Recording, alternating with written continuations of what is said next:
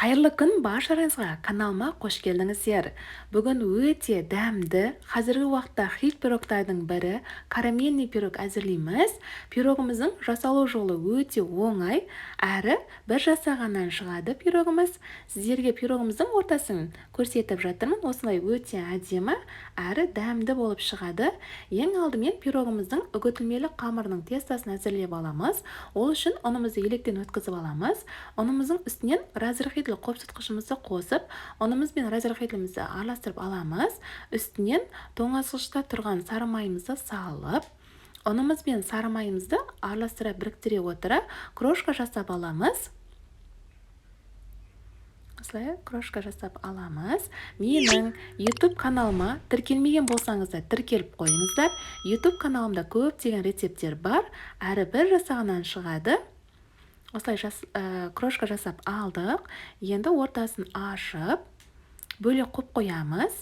Енді жұмыртқамызды алып, жұмыртқамыздың үстінен шекерімізді салып, жақсылап шекеріміз ерігенше араластырып аламыз. Осылай жақсылап араластырып алдым. Енді крошка жасап алған ортасына сұйықтығымызды құйып, біріктіре отыра қамырымызды біркелкі болғанша илеп аламыз. Қатты күш салмай. Осылай қамырымызды араластыра отыра біркелкі болғанша илеп аламыз. Пирогымыздың құрамына не қосқаным, қанша граммнан қосқаным барлығын төменге описание бөліміне жазып қалдырамын. Осылай қамырымызды илеп алдық.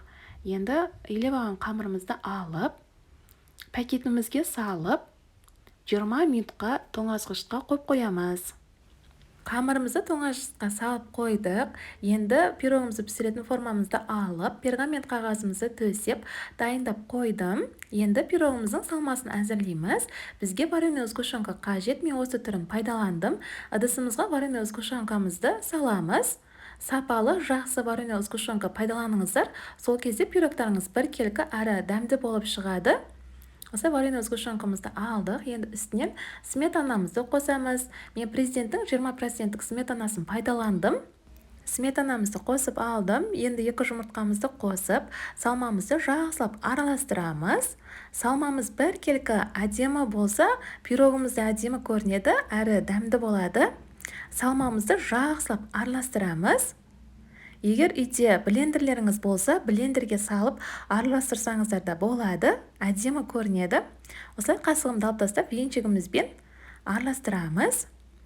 Егер вареная сгущенкаларыңыз толықтай біркелкі араласпаса, пирогымыздың бетін бәрінде іртік күйінде қалады. Осылай мен венчигімізбен біркелкі әдемі болғанша араластырып алдым. Салмамыз дайын. Енді формамызды алып, тоңазғышта тұрған қамырымызды аламыз. Формамызға қамырымызды салып, барлық жеріне жайып шығамыз. Оқтаумен жайсаңыздар да болады. Мен қолмен осы қамырымызды жайып, шетіне бортик шығара отыра, осы қамырымызды формамызға жақсылап жайып алдым. Енді формамызға жайып алған қамырымызды дайындап алған салмамызды құямыз. Салмамыз біркелкі әдемі болып шыққан. Салмамызды құйып алдым формамызға. Осылай салмамызды құйып алып, формамызды сәл-сәл жылжытып, ұрып жеріңіздер. Енді қызып тұрған пешімізде 180 градуста 30-35 минутта пісіп шығады. Осылай пирогымыз пісіп шықты, өте әдемі көрінеді. Піскен уақытта салмамыз сәл көтеріліп піседі. Одан кейін суығасын сәл салмамыз басылады. Үй температурасынан суытып, тоңазғышта 2-3 сағат салқындатып алып, формамыздан шығарамыз пирогымызды. Формамыздан шығарар уақытта осылай жіңішке пышағымен мен ажыратып алдым. Осылай формамыздан шығардық пирогымызды. Өте әдемі болып шыққан. Тарелкамызға салып пирогымызды осылай ұсына береміз. Пирогымыз өте әдемі болып шыққан. Осымен кереметті пирогымыз дайын.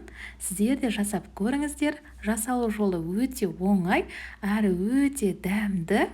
Барлық жанның көңілінен шығады. Пирогымызды сіздерге кесіп те көрсетіп жатырмын.